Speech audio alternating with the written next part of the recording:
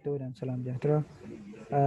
Untuk hari ini saya akan brief kepada you all, anda semua berkaitan dengan mini project, right? So untuk mini project, so saya baca description sikit berkaitan dengan mini project. So the mini project assignment is a compulsory part of the course and should be carried out by student group.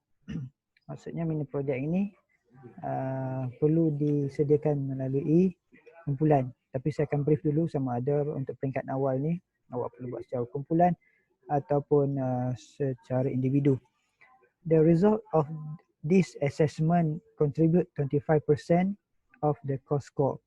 Maksudnya dia menyumbang 25% daripada keseluruhan PB yang bernilai 60%. The purpose of this assignment is to allow students to explore the topic of work, energy and power. So we are in a topic 4, or solid and fluid, this one in a topic 5.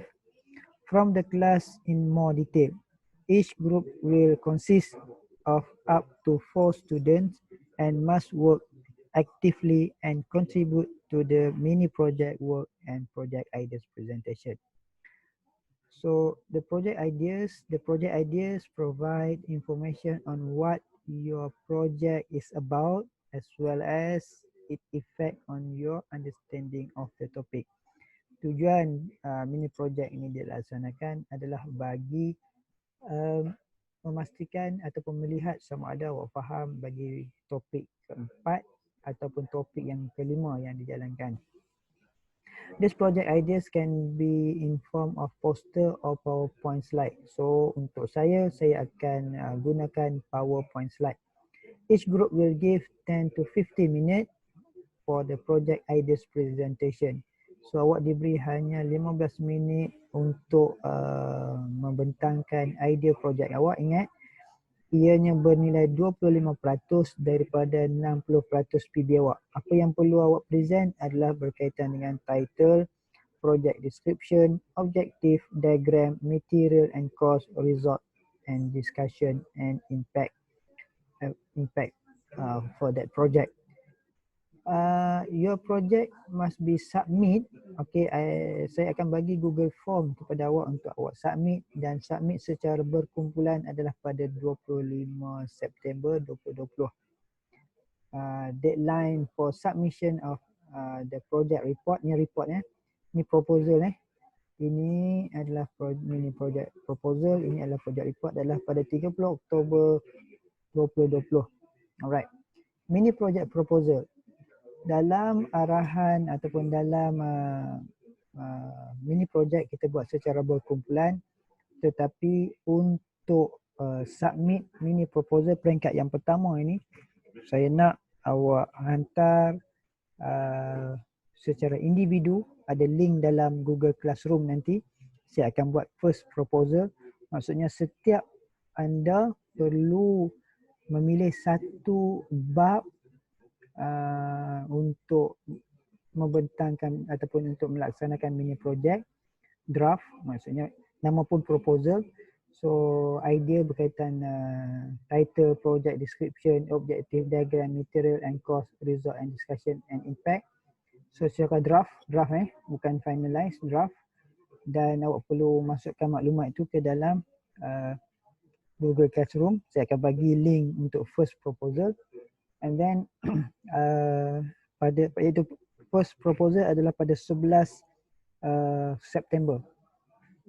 And then akan ada second proposal pada 18 hari bulan, dan pada 18 hari bulan saya akan nyatakan ataupun saya akan letakkan satu lagi link dalam Google Classroom, di mana pada peringkat ini awak boleh tengok kumpulan awak yang mana, dan pada peringkat ini awak boleh hantar draft yang kedua iaitu pada 18 hari bulan, dan pada draft yang kedua adalah memilih daripada setiap tajuk yang ada pada setiap individu yang dihantar pada 11 September. pada 11 ingat pada 11 September proposal yang awak hantar adalah secara individu. Pada 18 September proposal yang awak hantar adalah daripada daripada individu yang dihasilkan itu, pilih satu menjadi tajuk pada grup. Okey, tajuk pada grup. Kemudian daripada tajuk yang grup tu pilih satu, hantar pada 18, dan pada 18 saya akan tengok dan saya akan minta kemas kini, dan pada 25 hari bulan adalah tarikh akhir untuk awak hantar mini project proposal form yang final. Okay, ini tajuk yang akan awak bawa untuk disediakan report, disediakan bahan untuk dibentangkan. Ingat untuk dibentang. Ini kena bentang. Awak kena present, kena ada model, dan mini project report ni maksudnya mesti diselesaikan pada 30 Oktober. Okay, 30 Oktober. So macam mana saya buat penilaian? Yang pertama sekali, kita PowerPoint awak akan membawa markah 24. Ilmu ataupun knowledge adalah 4 dan end product adalah 2. Total adalah 30. So awak boleh tengok pada project example ini. Okay, saya dah pun masukkan ke dalam Google Classroom punya link di bawah mini project. So tolong scan dan tengok idea-idea yang ada. Dan saya bukan nak mini project yang buat sambil lewa. Awak buat sambil lewa, maka markah yang saya bagi pada awak juga adalah sambil lewa. So pertahankan 25%, jangan dapat 10 ataupun 5% daripada 25 tersebut. So awak dapat itu confirm awak fail. Okay, so ini adalah kaedah macam mana saya menilai untuk mendapatkan markah-markah awak. Okay, so boleh tengok sekali lagi dalam Google Classroom. Right. Kemudian kita ada form-form yang awak perlu hantar. Ini adalah form nanti. Ini project. So saya kumpulan. Juga saya dah masukkan dalam Google Classroom di bawah link, di bawah topik mini project.